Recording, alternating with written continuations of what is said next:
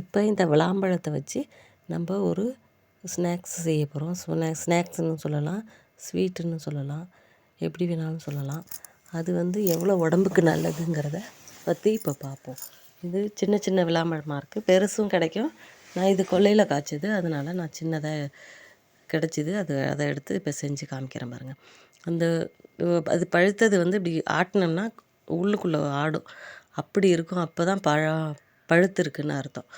அப்போ அந்த ஓட்லேருந்து இப்போ நான் எடுத்துகிட்டு காமிக்கிறேன் உங்களுக்கு. இப்போ ஓட்டோடு இருக்குது, அந்த ஓட்டில் உடச்சி காமிச்சிருக்கேன் பாருங்கள்.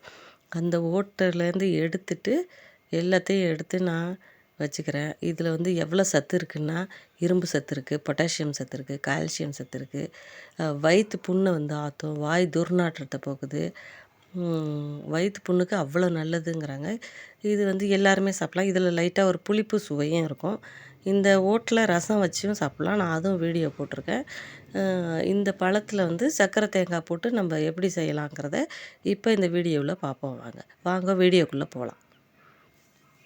இப்போ நான் அதை எடுத்துகிட்டு காமிக்கிறேன் பாருங்கள். எல்லாத்தையும் இந்த ஸ்பூனை வச்சு நான் எடுத்துகிறேன். சின்ன பழம் தான் இது, பெருசாக கிடச்சாலும் வாங்கிக்கலாம். எனக்கு சின்னதாக தான் கிடச்சிது, அதனால் சின்ன பழமாக நான் ஒரு 5 பழம் எடுத்திருக்கேன்.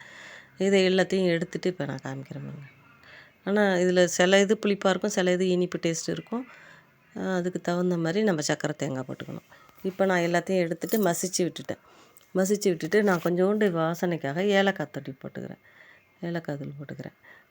ஏலக்காய் அந்த விதையை மட்டும் நுணுக்கி போட்டிருக்கேன். அடுத்தது கொஞ்சோண்டு உப்பு, அந்த டேஸ்ட் என்ஹான்ஸ் பண்ணுறதுக்காக. அப்புறம் ஜீனி சில பேர் போட்டுப்பாங்க, வெள்ளை சர்க்கரை. நான் நாட்டு சர்க்கரை போட்டுக்கிறேன். நாட்டு சர்க்கரை ரொம்ப புளிப்பாக இருந்ததுன்னா கொஞ்சம் உப்பையும் சர்க்கரையும் அதிகமாக போட்டுங்க.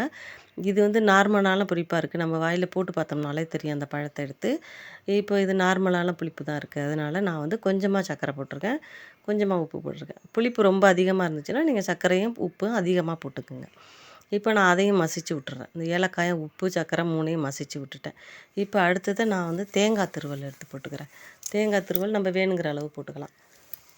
தேங்காய் போட்டால் நல்லாயிருக்கும், டேஸ்ட்டு நல்லாயிருக்கும், அதுக்காக போட்டிருக்கேன். இப்போ தேங்காயும் போட்டு நான் கிளறிட்டு இப்போ உங்களுக்கு இந்த பவுலில் வச்சு காமிக்கிறேன் பாருங்கள். எவ்வளோ சூப்பராக இருக்குது பாருங்கள். அப்படியே அல்வா மாதிரி இருக்குது. அது சாப்பிட்றதுக்கு அவ்வளோ நல்லாயிருக்கும். வயிற்று புண்ணுக்கு மெயினாக நல்லது. நிறைய சத்து இதில் இருக்குது, அதனால் எல்லாருமே சாப்பிட்லாம். குழந்தைங்களுக்கும் அதே மாதிரியே செஞ்சு கொடுங்க. இதில் சூப்பு ஜூஸும் வச்சு கொடுக்கலாம். ஜூஸாக அடித்து குழந்தைங்களுக்கு கொடுக்கலாம். இப்படி சாப்பிடாதவங்க ஜூஸாக அடித்து கொடுக்கலாம். நான் இப்படி பண்ணியிருக்கேன். இது கிடச்சிதுன்னா விடாதீங்க, எல்லாருமே சாப்பிடுங்க. உடம்புக்கு அவ்வளோ நல்லது.